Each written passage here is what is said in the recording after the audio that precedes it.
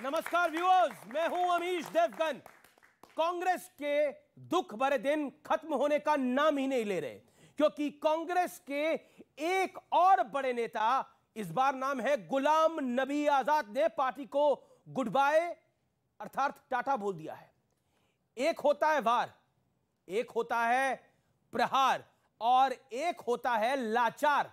गुलाम नबी आजाद ने जिस अंदाज में कांग्रेस और राहुल गांधी की धज्जियां उड़ाई हैं, उससे कांग्रेस पार्टी की लाचारगी सबके सामने आ गई है, देश के सामने आ गई है।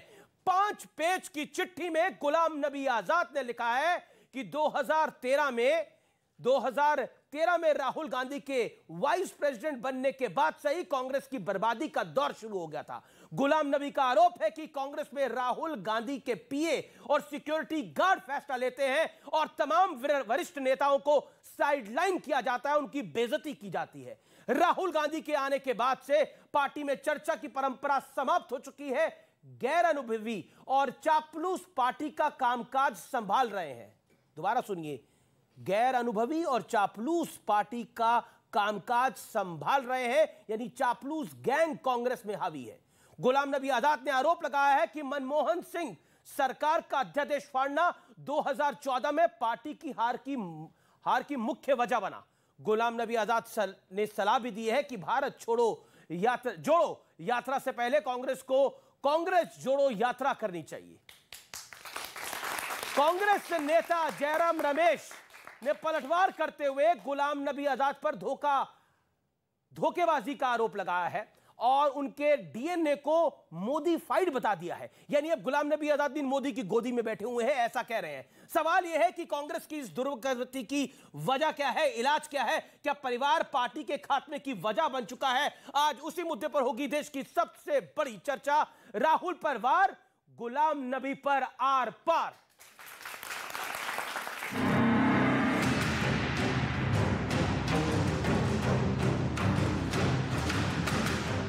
कांग्रेस के एक और बड़े नेता की विदाई हो गई है। पूर्व केंद्रीय मंत्री और जम्मू कश्मीर के बड़े नेता गुलाम नबी आजाद ने कांग्रेस छोड़ दी। गुलाम नबी आजाद ने एक लंबी चिट्ठी में सीधे राहुल गांधी पर कई बड़े हमले किए।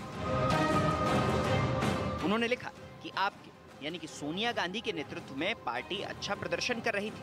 2013 में राहुल गांधी के आने के बाद बातचीत का खाका ध्वस्त हो गया। सभी वरिष्ठ और अनुभवी नेताओं को साइडलाइन कर दिया गया। अब राहुल गांधी के पीए और गार्ड्स फैसले ले रहे हैं। वहीं G23 नेताओं को बार बार बेइज्जत किया जाता रहा। मनमोहन सरकार का अध्यादेश फाड़ना 2014 की हार की एक वजह बना और कांग्रेस को पहले भारत जोड़ो नहीं बल्कि कांग्रेस जोड़ो यात्रा करनी चाहिए।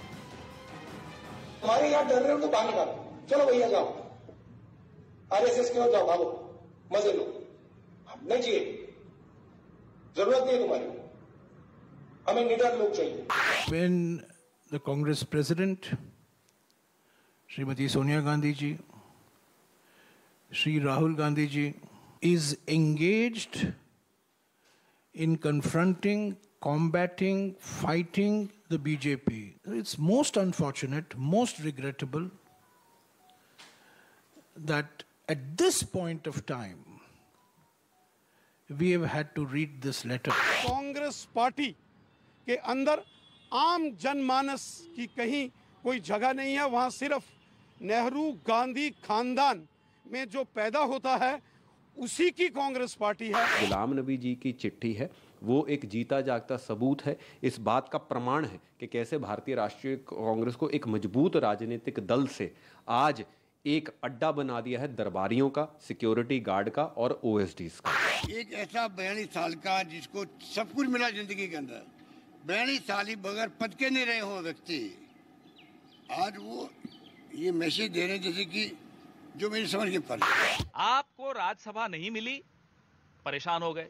बिना पद के 1 मिनट सांस नहीं ले सकते कुछ नेता हमारे यहाँ, ये उनमें से एक हैं। रिमोट कंट्रोल नरेंद्र मोदी जी के हाथ में है। ये जुगलबंदी है, शुरू हो रही है।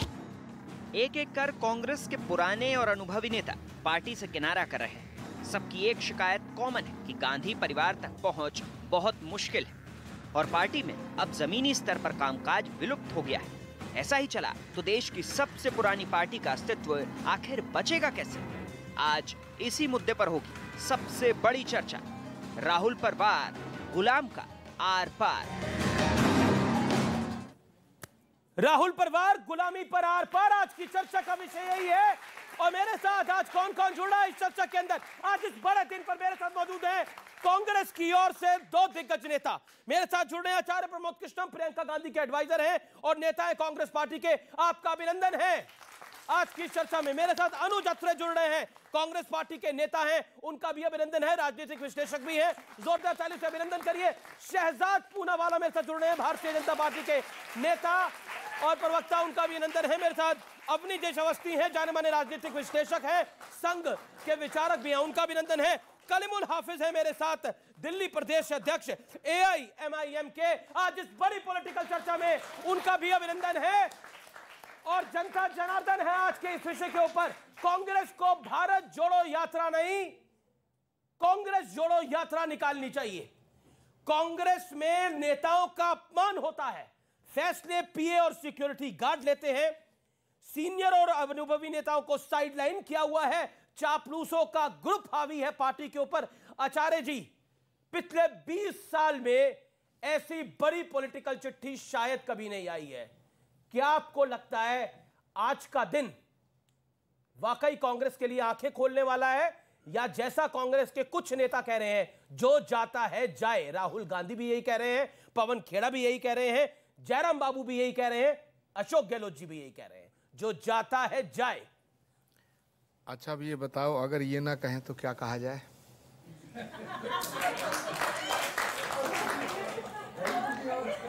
ये भी आप बताओगे अनिल जी? नहीं, अब बोलने दीजिए। एक रोज आचार्य जी भी निकल आएंगे। बहुत सही बात है। लो जी, इनका भी स्वागत कर दो। ये कह रहे हैं आप भी निकल आएंगे। वेरी गुड, बहुत बढ़िया। आपके 60 सेकंड, आप अपनी बात को रखिए। आचार्य जी। अमीश जी, गुलाम नबी आज़ाद साहब का इस दौर में इस तरह से कांग्रेस को छोड़ के जाना, ये कांग्रेस के लिए बहुत अफसोसजनक बात है और कांग्रेस को इसका नुकसान होगा, ये पक्की बात है। क्योंकि गुलाम नबी आज़ाद साहब इतने सीनियर लीडर थे हमारे कांग्रेस पार्टी के। उन्होंने इंदिरा जी के साथ से सफ़र शुरू किया था, वो राजीव गांधी के साथ रहे, नरसिम्हा राव जी के साथ रहे, सीताराम केसरी जी के साथ रहे, उसके बाद सोनिया जी के साथ रहे और राहुल गांधी जी के साथ रहे। अब सवाल आता है कि जो उन्होंने चिट्ठी लिखी है और उन्होंने जो हमले किए हैं वो बड़े गंभीर हैं और उसको गंभीरता से लेना चाहिए। अब मुझे लगता है कि कांग्रेस चापलूसों की पार्टी है। देखिए, उन्होंने जितनी बातें उठाई हैं उसमें कुछ बातों से मैं सहमत हूं और कुछ बातों से मैं सहमत नहीं। चापलूस वाली बात से सहमत है या असहमत है? मैं उनके उठाए हुए मुद्दों से सहमत हूं कि कांग्रेस को एक सशक्त अध्यक्ष चाहिए। मैं उनके इस बात से सहमत हूं कि कांग्रेस के अंदर जो इलेक्शन प्रोसेस है वो फेयर होना चाहिए। मैं इस बात से भी सहमत हूं कि राहुल जी जब कांग्रेस पार्टी के कमान संभाली राहुल गांधी जी ने, तो उनके साथ जो लोग थे वो पॉलिटिक्स को नॉन पॉलिटिकल तरीके से करना चाहते थे, क्योंकि वो पॉलिटिकल बैकग्राउंड से नहीं आए थे। एक गुलाम नबी आज़ाद जी का ये सवाल ठीक है, लेकिन गुलाम नबी आज़ाद साहब ये जो कहते हैं कि अब कांग्रेस बिल्कुल डूब चुकी है, नहीं उठेगी, कांग्रेस खत्म हो चुकी है, मुझे लगता है मैं इससे सहमत नहीं हूँ। और मैं इससे सहमत होने को इसलिए भी तैयार नहीं हूं क्योंकि कांग्रेस किसी व्यक्ति को साथ लेकर चले और विचार को साथ लेकर चले, दोनों अलग अलग बात है। मुझे लगता है कि कांग्रेस अगर अपनी विचारधारा पे कायम रहती है तो एक दिन दोबारा से सशक्त होकर के देश में फिर राजनीति। ठीक है, अभी तक तो आरोप लगते थे कि मीडिया मोदी जी के साथ हो रहा है, बाकी लोग मोदी जी के साथ हो रहे हैं। अब तो कहा जा रहा है कि गुलाम नबी आजाद मोदी फाइड हो गए और जयराम रमेश कह रहे हैं शहजाद पूनावाला। मतलब CBI ED आप चला रहे थे, यहां तक तो ठीक था, गुलाम नबी आजाद को भी आप ही चला रहे हो। आज गुलाम आजाद हो रहा है, आज गुलाम आजाद हो रहा है। ये 5 पेज का आरोप पत्र नहीं है, ये परिवारवाद का समापन सत्र चल रहा है। ये परिवारवाद का समापन सत्र इसलिए कह रहा हूं क्योंकि मुझे अपनी कही हुई 5 वर्ष के पहले जो बातें थी वही हूबहू याद आती है। और कई सारे नेता जो उस समय वहां पर थे मुझे ताने मारते थे, पर आज वही नेता बता रहे हैं कि कांग्रेस पार्टी अब पार्टी नहीं रही। महात्मा गांधी के जमाने में पार्टी हुआ करती थी परिवार की तरह, आज मात्र परिवार सिकुड़कर पार्टी बन चुका है और 2.5 लोगों की यह पार्टी बन चुकी है। आज ये 2.5 लोग, क्योंकि हाफ टाइम है, पार्ट टाइम है, कुछ लोग 2 परमानेंट है, 1 पार्ट टाइमर है, बाकी जनता बहुत समझदार है, वो समझ गई है। और देखिए ना नेता है, ना नीति है, ना नियत है, केवल सीडब्ल्यूसी है। और वो सीडब्ल्यूसी कांग्रेस वर्किंग कमेटी नहीं है, वो चाटुकारिता वाली कमेटी है। चाटुकारिता वाली कमेटी मतलब कि आज एआईसीसी का नाम मैं बदल कर जाता हूं, ऑल इंडिया कांग्रेस कमेटी नहीं, ऑल इंडिया चमचों वाली कमेटी, ऑल इंडिया चमचों वाली कमेटी। और आईएनसी का मतलब क्या है? आईएनसी मींस आई नीड कोटरी, कोटरी चाहिए मुझे। आप बताता हूं, 2-3 गंभीर विषय उठाए हैं। पूरे देश में लोकतंत्र को स्थापित करने का दावा ठोकने वाले राहुल गांधी, इमरजेंसी के पोते, अपनी पार्टी में इमरजेंसी लगाकर रखी है। कोई आवाज उठाता है तो बोलते तू गुलाम बनकर रहे, आजाद बनेगा तो पर काट लिए जाएंगे। ये जो पूरे देश में बोलते हैं इलेक्शन कमीशन बिका हुआ है, अपनी पार्टी में आंतरिक चुनाव नहीं कर पाते हैं। ये जो कहते हैं कि हम सबसे टॉलरेंट है, अगर G23 कोई बात रखे पार्टी के सुधार की तो टॉलरेट नहीं कर पाते। और आखिर 10 सेकंड लूंगा, देखिए मेरा दर्द बाहर ना आ रहा है, 5 साल पुराना दर्द है। अभी जी थोड़ा समय दे दीजिए। मैंने तो ये बात आप जो कह रहे थे वो गुलाम नबी आजाद कह रहे थी, वही तो मैं आपसे वही कह रहा हूं कि देखिए आज जो है ये जो पूरा सत्र है, समापन सत्र परिवारवाद का, ये क्यों होता है? क्योंकि कांग्रेस एक ऐसी स्पेशल पर्पस व्हीकल है परिवार की, जहां पर केवल परिवार को तवज्जो है, परफॉर्मेंस को नहीं। इसलिए 39 चुनाव हार जाते हैं, 49 में से 39 चुनाव हारते हैं, पर राहुल जी आप अध्यक्ष बन जाओ, राहुल जी आप अध्यक्ष बन जाओ, राहुल जी आप अध्यक्ष बन जाओ।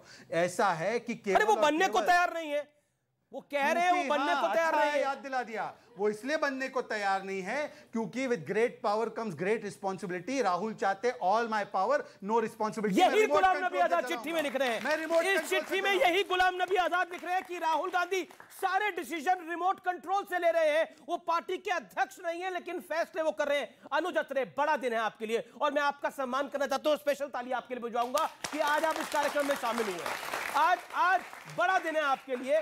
बड़ा दिन इसलिए है कि कांग्रेस की जो ये रिपोर्ट कार्ड आई है, आज नरेंद्र मोदी की भी एक रिपोर्ट कार्ड आई है, मॉर्निंग कंसल्टेंट एक है, उसने रेटिंग जारी करी है जिसमें 75% दुनिया के नेताओं में सबसे बड़ा किसी का रसूख है तो नरेंद्र दामोदर दास मोदी का है। एक रिपोर्ट कार्ड राहुल गांधी जी की भी आई है, जिस रिपोर्ट कार्ड में सब रेड लाइन ही है। रिपोर्ट कार्ड बच्चे जानते होंगे, जो छोटे छोटे बच्चे कार्यक्रम देख रहे होंगे, रिपोर्ट कार्ड में रेड लाइन कब आती है आप सब जानते हैं। लेकिन ये जो रिपोर्ट कार्ड आई है, ये आईना आपको दिख रही है या आपको पता था सब कुछ?